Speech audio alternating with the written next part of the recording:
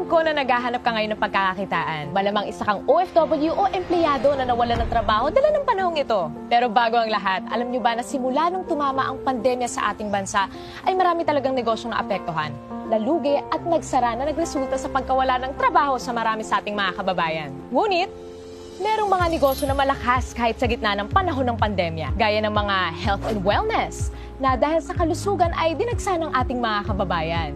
At pagkain din na bumubusog sa ating katawan. At sa gitna ng limitasyon sa paglabas ay nandiyan ang iba't ibang delivery service na naghahatid sa atin ng mga online orders. Sila yung mga halimbawa ng mga negosyong lumakas sa gitna ng pandemya, pero alam nyo ba na ang delivery service lang ang nangingibabaw sa lahat ng to? Sa kahit anong sitwasyon, palaging in demand talaga ang negosyong ito. Mapapagkain, gadgets, rubber shoes, damit o mahalagang bagay o dokumento o kahit ano pa yan. O gusto mong matanggap o maipadala ka agad, sa anumang oras o panahon, talagang delivery service ang kailangan. Sa bawat pag-ikot ng mga motor ng delivery service na makikita mo sa iba't ibang lugar ay katumbas din ang pag-ikot ng ekonomiya sa ating bansa. Ang delivery service ang isa sa mga buhay ng ekonomiya. Mula noon hanggang ngayon, pagkakataong kumita dito ay palaki ng palaki dahil sa demand sa serbisyong hatid nito. Alam nyo ba na ang operator ng delivery service ay kumikita ng 20% sa bawat delivery ng driver nito? For example, meron kang sariling delivery service na negosyo.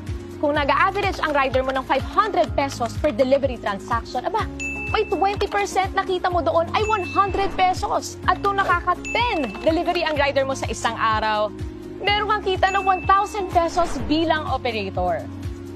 Ngayon, kung meron ka namang 100 riders, ang kita mo sa isang araw bilang operator ay nasa 100,000 pesos. Ganon kalaki ang kita bilang isang operator.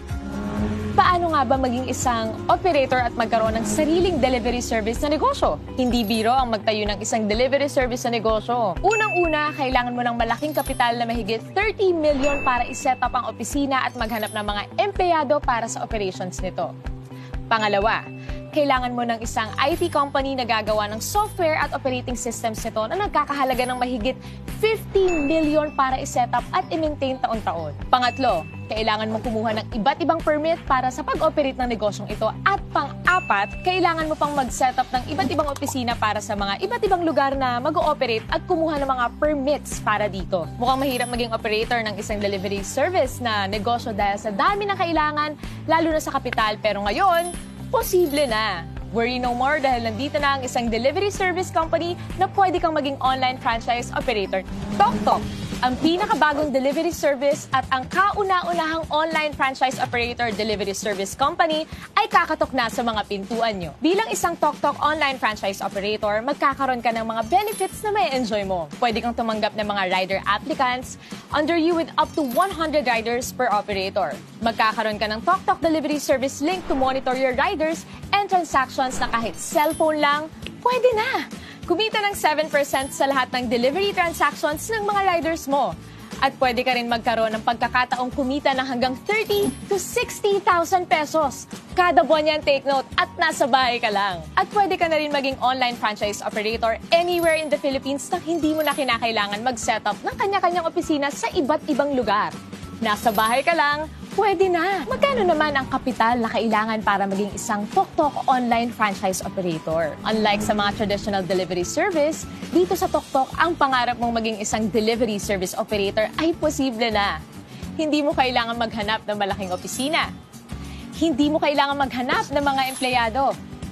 Hindi mo rin kailangan gumastos para sa IT system at software.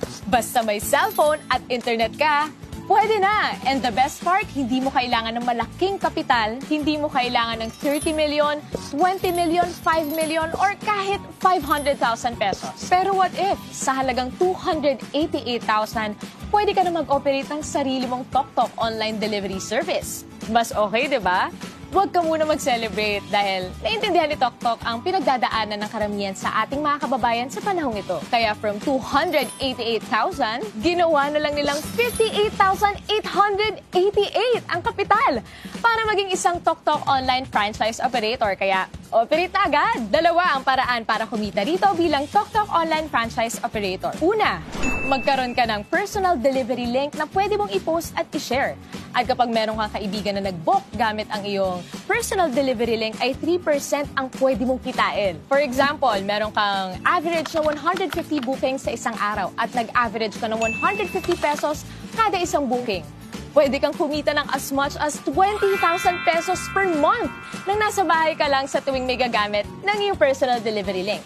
At ikalawa, pwede kang kumita ng 7% bilang isang TokTok online franchise operator mula sa delivery ng iyong mga rider. Pero hindi pa tayo nagtatapos dyan. Kapag decided ka na nasubukan ang negosyong ito, nandito ang TokTok para makatulong sa inyong lahat. For a limited time only, pwede ka nang maging isang TokTok online franchise operator for a special and limited promo price na 16,888! All in na yan!